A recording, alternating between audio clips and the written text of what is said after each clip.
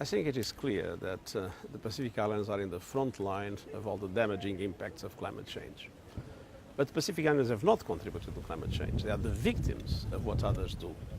And so, and also because, as we see here in Vanuatu, there is a huge investment in adaptation and a huge concern against pollution, a huge concern against emissions.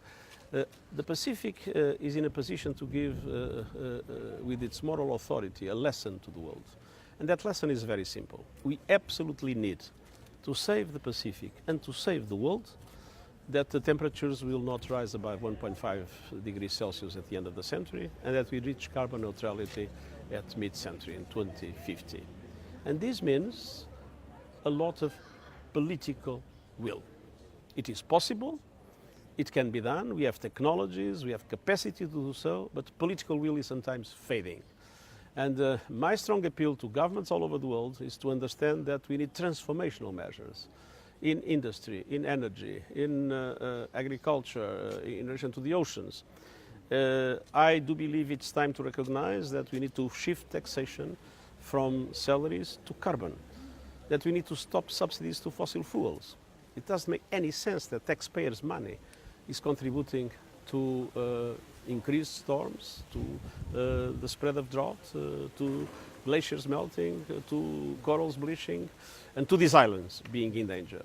And at the same time, I renew my appeal for no more carbon coal plants to produce energy built after 2020. So it's measures of this kind that we need in the world. And what is very impressive is how the Pacific Islands are showing the way, doing everything they can with their very scarce resources to contribute to climate action and to reverse the negative trends that still make climate change running faster than what we are. In terms of the Pacific as well as globally, we're looking at this climate emergency. To give a sense of how urgent and how serious it is the human race facing extinction if we don't come to terms with climate change now? I think that the right to the environment is also a right that needs to be respected. And obviously, if the devastating impacts of climate change go on, it will be the most vulnerable that will suffer, which means that human rights will be severely impacted. Human rights are not only civil and political rights, are economic, social and cultural rights. We need to preserve the cultural legacy of these islands, of the people of these islands, and we need to make sure that the very rich contribution that they give to global civilization is not put into question by climate change. I was in Tuvalu yesterday, and to see the existential risk that a state like Tuvalu is facing really breaks my heart. Okay. Is it really a sense that we've got 100 years or 50 years to deal with this issue? Or no, we do face extinction? We have to deal with it immediately.